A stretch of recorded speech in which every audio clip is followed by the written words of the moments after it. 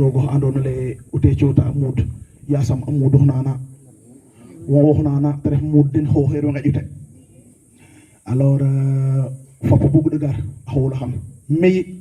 jo ka anjalo def name gi am mobilisation en winwe nda jigami yakar fa ndigrog ne alors gi ane watitna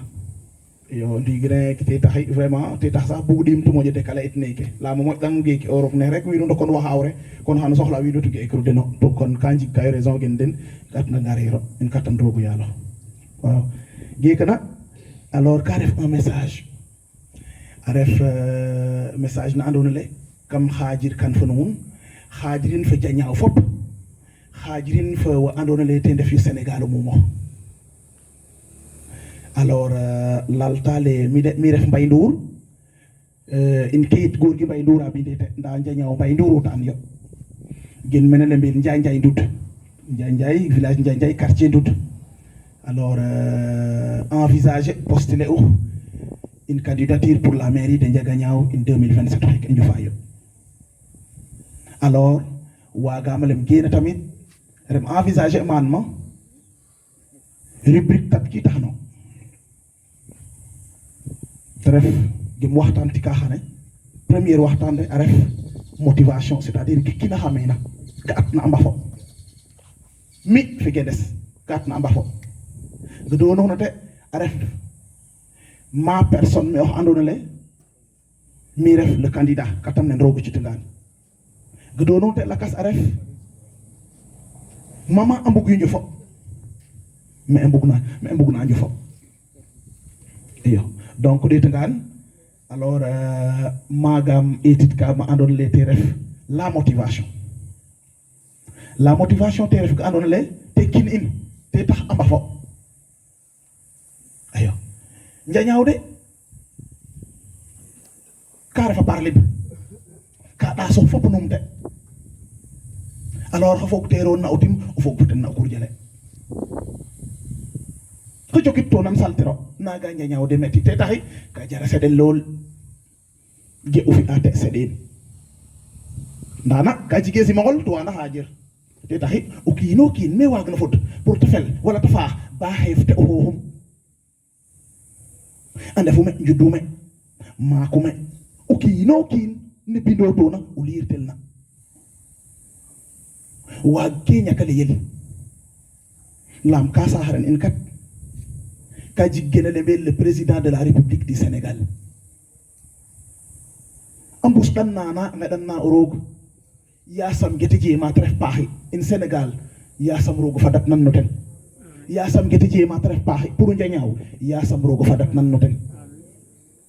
lam day président sa xof a ñaajang ne war na ñaaji tel fa nek wareer na waga ho tok naga in geke refe xas ambajino depuis 2022 nda sadamalem in katan rog redan gijemo gena awagde to gijemo gena afadde me ko jobul me ko wanya ka fadel parce que njañaw day geke nje mayte gox hani no ge otubable ba un développement endogène nen njañaw xana fana te bindotna Ndiaganiao a besoin d'un fédérateur Ndiaganiao ka soxla o ngo mbokato xamo o po fokat o texe ban ka Ndiaganiao me ndef nayo ngo mbokato xamo texe ban ka Ndiaganiao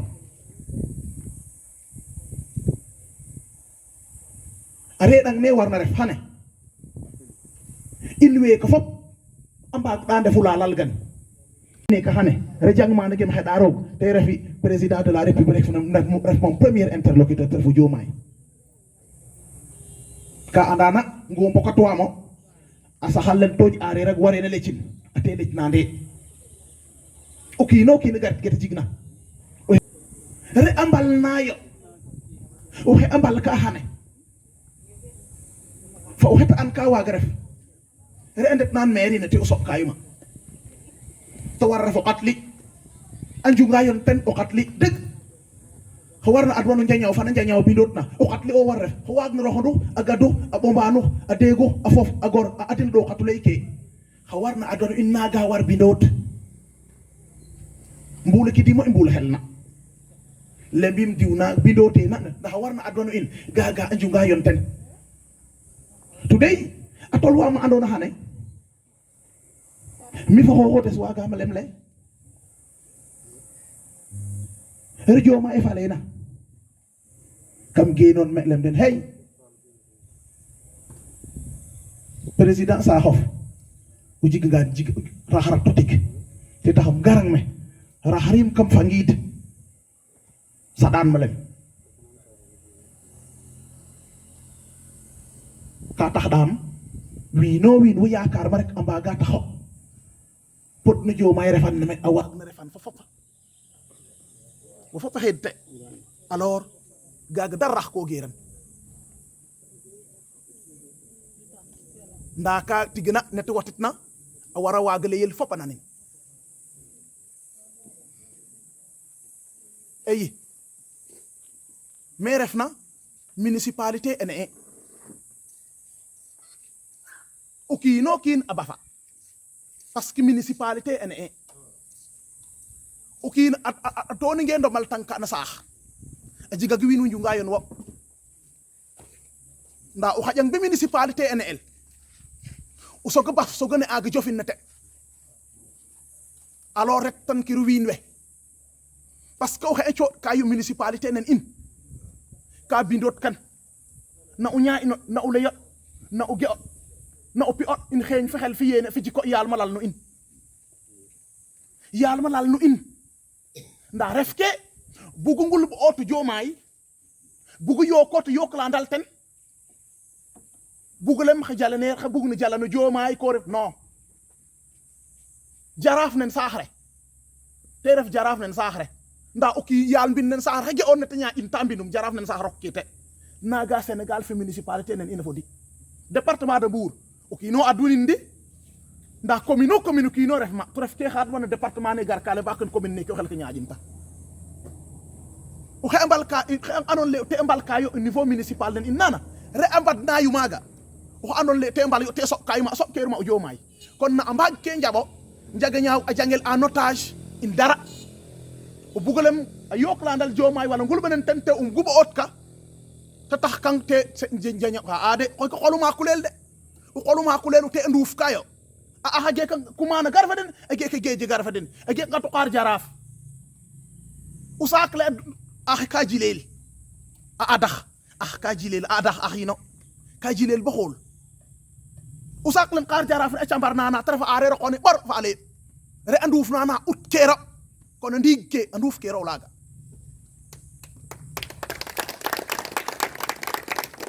ka tolo ma anona municipalité ene ndombal tank ami ñame in katan rog anjung togelu may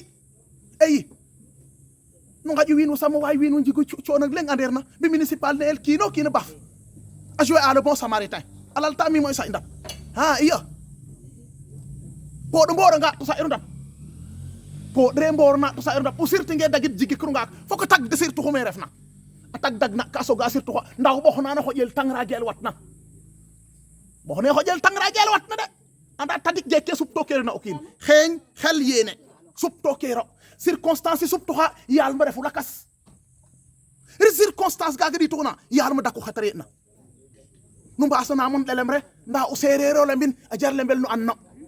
e yo ka faxte ca karmi ñefa toy tan ka ñame granik na haku gura ñami ñi ñax buuj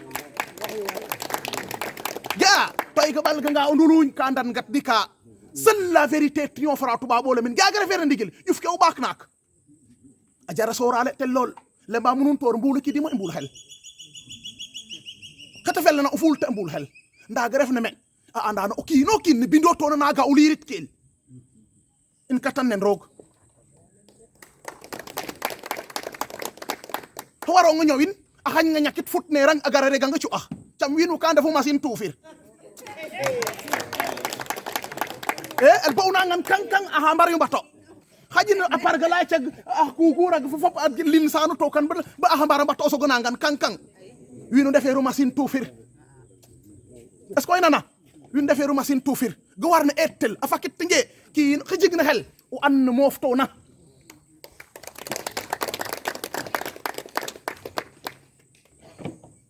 le ma munun tor njañaw jige si mongol tu anda hajer il faut pi mbod jute ja xam le mudun ge ken an no paxi le mba munun to président d'une république comme ça xanun a ñaajak ne war na ñaajit mbel fa ne xuperen jomay jige ge ñak na ñaaw renge ge xat kerna inu def na ñaaw tu ini mbod jon jomay mbugan nu jam mbugan nu paxi mbugan nu sax in jam mbugan nu sax in paxi ja fofu nu war nan jomay deug a genu ngaan ka xel ka anda o pa fa waxe kay waxe ka da ngay jaga geni he ke do keur duufi cham o ke geloru fap in go chamu chanja yu heke utit nu heke o heke do wulara geni u andinu njañaw mu mox genu kumbalit we gaga la ke bak bin sax ka jax den sax in Diomaye le président de la république te ref o xatli kam lay nun le asa xal andona le te ref xalen togn are rek wali mu njañaw mu moxu andiranda den fop te defu kaman njañaw jige profil net damerna profil na andona le rek ka fogin gene soxoli asa rek a jigo andona le an jigayu xam-xam naga bo ta fad met warna fat fa o yirin nda ka anda win we bokatande ne wago ngale to tan te taxam le munun njañaw gene xemban kan il faut un fédérateur ngo bokato amo xijigger no waxto fadula bo do boke uleng nda anan supto nga dib sangol xanang ne yalla nang ngi ciut da ko en waxum mais we méta politique ero ambuga contribuer un développement en jagañaw nda ka le mécanisme n'a pas été créé ga anon le te war fogel cadre na ga de gennande widu jigute confiance ngarote gaga na kumbulit wa geran parce que kumbulit ka ni no tata bax intu njañawa ngase anda hawag na gaga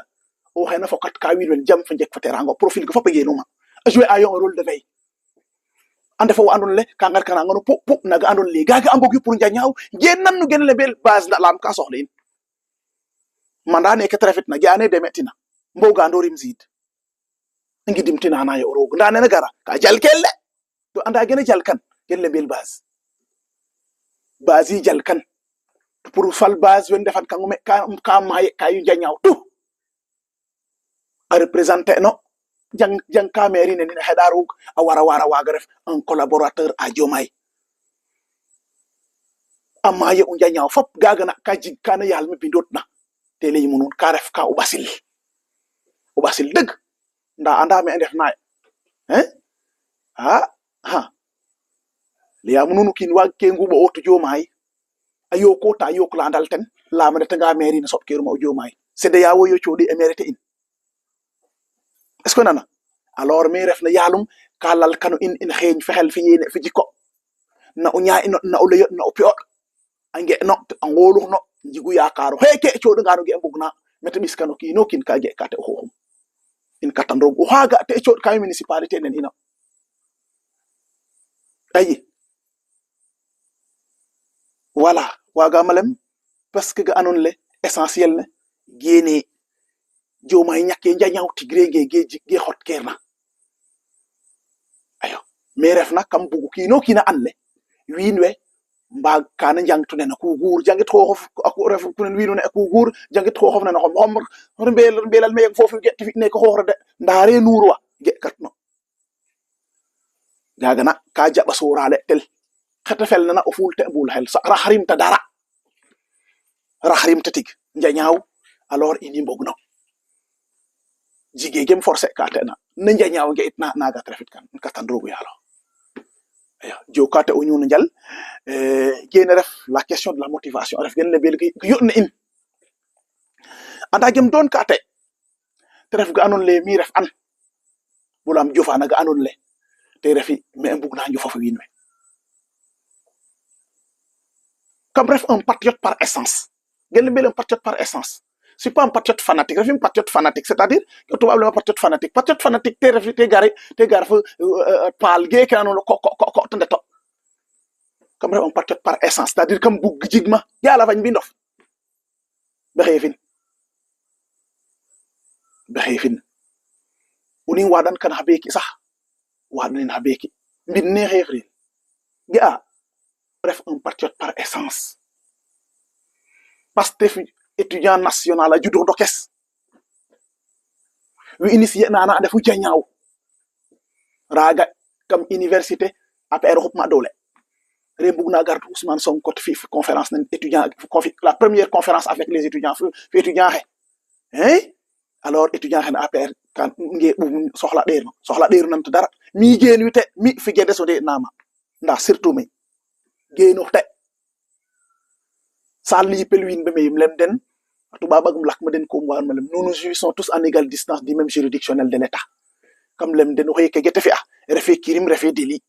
to nun fop kino kin nun xey politique on ngaje comme fi gega ko ngaje no to politique ma dum njega ñaw d'abord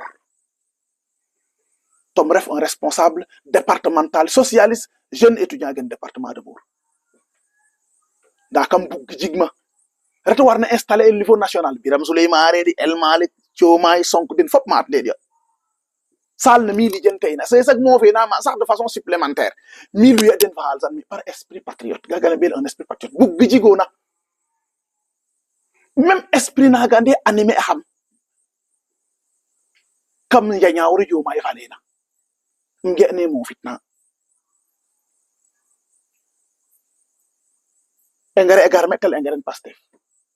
ci begar metel ci ben Pastef arer ngar meta arer ak Pastef ka jar nam fu dox etit na genit ma ba faaf den war ma koy téléphone xoy den téléphone war ma mo fit mo fa den lem den hey na mu non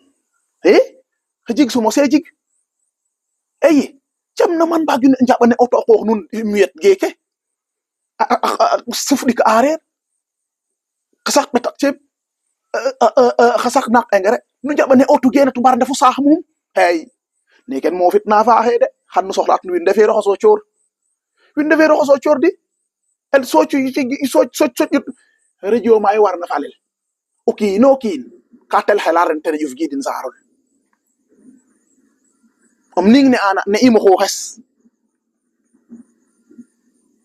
xes pour lalu nun que je ne suis pas obligé de me dissoudre comme Diomaye président pour ñew de ta ga andona le gaga ambok yo ref pax ref xene ambok bok nun sax non 2017 a falem pas sama njañ xoref na bax Diomaye ref mentor na que je rends hommage de passage on rendre un hommage de passage ndeysan ormalin ni katan rogu yalla xedana no rog to xudu ñis fo wudu bal ref pamin alors 2017 a installé te gar assemblée générale mbakit na mbia ko mat le xam muñ o bir fit ale mbam gar ki timin ge rede ge sax gar ki lam ne wat nam te taxam gar est-ce que nana alors c'est juste pour vous dire que soxla im dissoudre comme Diomaye président pour wara wag a jalan jañaw en collaboration avec Diomaye anjal ko garef na me le yanum tour ge kana une présentation en haref ma ga andona le kam jalanin Pastef fraga me ka fa daan lay den matti win wen ngim no ray den carrière to ñew tayu yaakar sa xara doma yete jigna nu bogu na fa den gen jigna nu bogu na fa den nda nof di ki nan lo tem fu nof janun te taxim sa lem are dang nen tig xane na andona le naga age no te in we fa mba defu la lal gan da ka gaga gin na de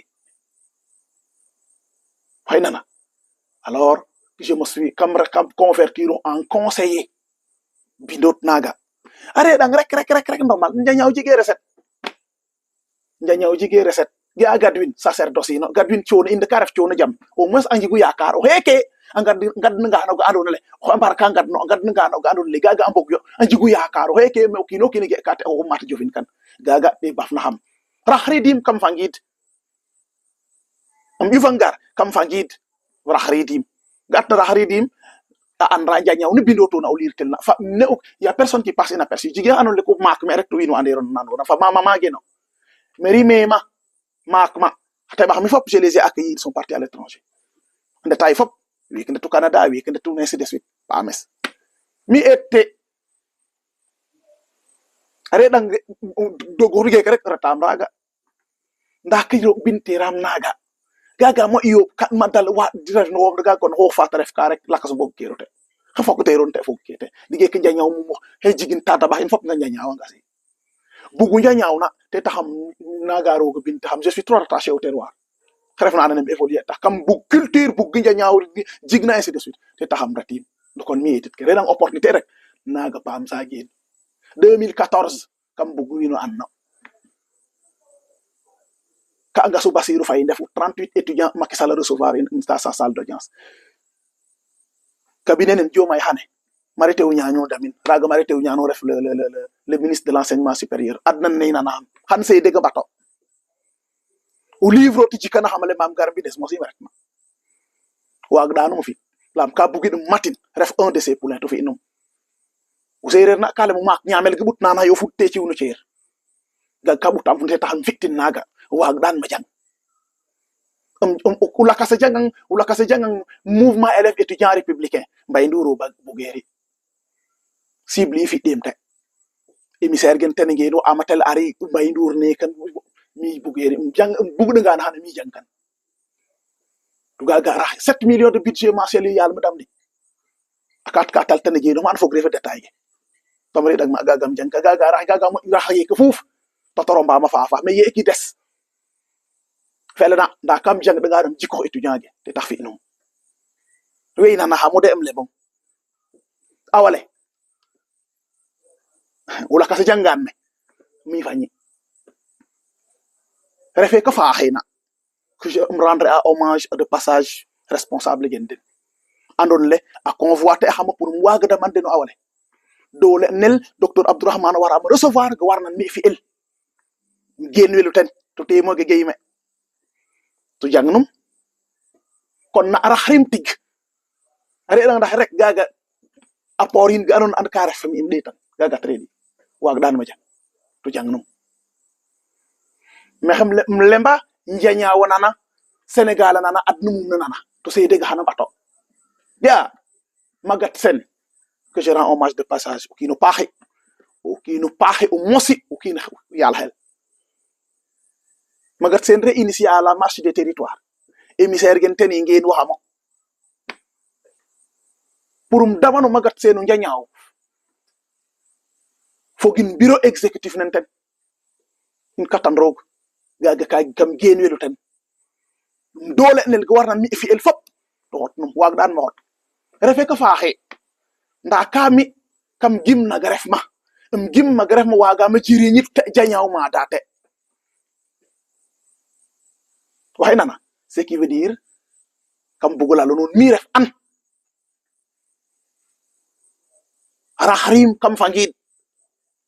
are dang opportunité rek te gina am pagay an pa menem dekate une opportunité ge ga andon le mi ref an mi ref xene are dang grahra rek kon mu jangena fop te raxge ko fouf nda kam an geke xeman nge dey ken mi dong fopote jiriñ ka bu jiriñu président de la république njanyaaw bénéfice o na mu geona in katan rogo yalla gener bref dans le compte de la présentation gaga fafte am jokit kafu nun ni genele yel objectif mais ambug na yo fa mama ambug yo fa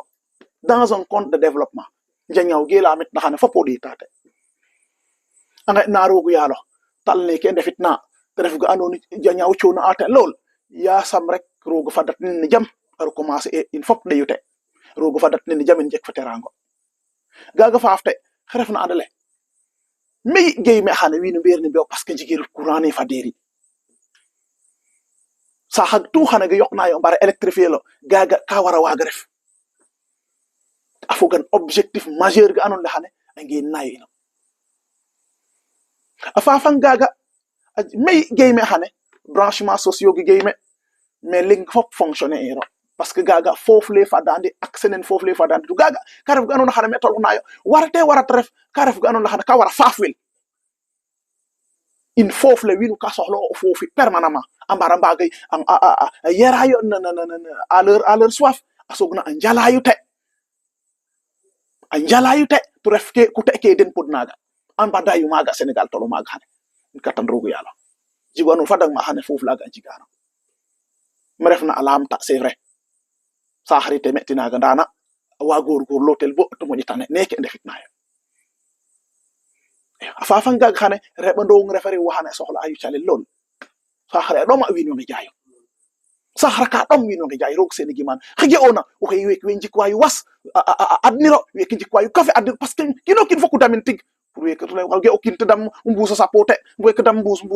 ge bis na ndok mi xira fek ciafu ainsi de suite nama yalla bal oui d'accord c'est dit gagne petit ndana mi refat na u njaax ka o kiin fi ando ge dagi te jaaxit la ma xaad tinge tig ñaam ke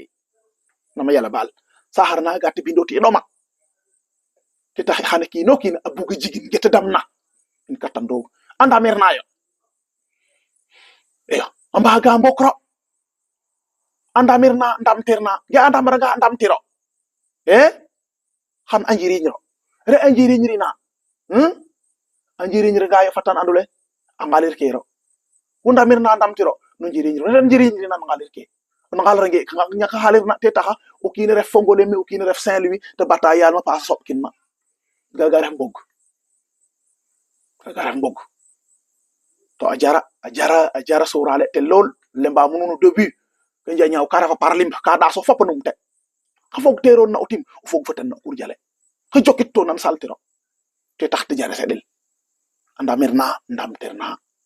are anda mer na ndam tiro xa njiriñel nga a ngalir ke in katan rogo yalo siva gaga faafte le sens d'un développement ensemble ka jig anona xane mais tolona yo xane gaga ka jig le sens du développement direct et le sens du développement indirect ga non le xane o duko nga no duko ndor winu fop ref na anda xane ka ngastel rek nda foyer des jeunes nen inne kane geta war dina abriter fop fene tan nan ne kane rafi rawole rek warer ne wara waga ref foyer des femmes nen inne kane fop gar c'est un développement direct fop o heed fop o fogin jige megi fogre fa machine unir na garona xane ret ndengelir mana wala ret susung chodi chotin ma waga dongi bénéfice o kate fa xana gagale bel développement indirect la développement direct ainsi de suite stade no warnan in xane stade municipal no warnan in xane a new xane jigum ende in andum to wara wajel lol parce que mene jofe lo sinon reba dong ren saxre xana fu xan we ndef nayume wena passé ka xan reba dong ren saxre fu xan den stade municipal te warte athlétisme met wara yene fit fop ñaaw a jiga lang gaga ta mbar yu njiri ñu in ge o xot ka te xane warna wara waga codin binnen mat ko tana ga war waga ref nda wara waga ref ganon le ko xot kan utiliser in particulièrement dans le compte de la municipalité concerne non d'accord yim na gaga langen xanne mbar na njiriñ tu in o kiino kin langen ten jigna eyo domaine de l'état certes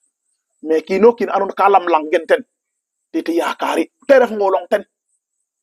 regaro no bugna arracher anu ten arracher in na xabeyum te lam ainsi de gaga ñaaje kaga wage ñaaje yakar yu ful dar remplacer ful ko qalin ngey nak nen in ge warna te kay de tat nel ge tuba bu lemba une agriculture intensive ate tat nel bo ako qal ref ke te xoox ñam rek élevage ne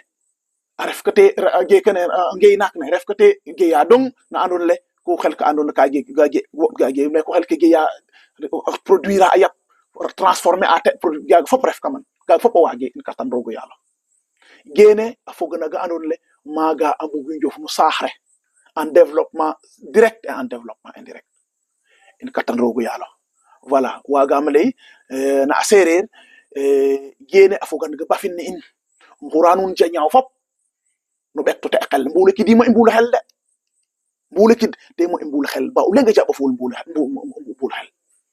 ki dade ta nda xeli ga joko njal fop wasu hanun haq wasana hanun haq vraiment merci beaucoup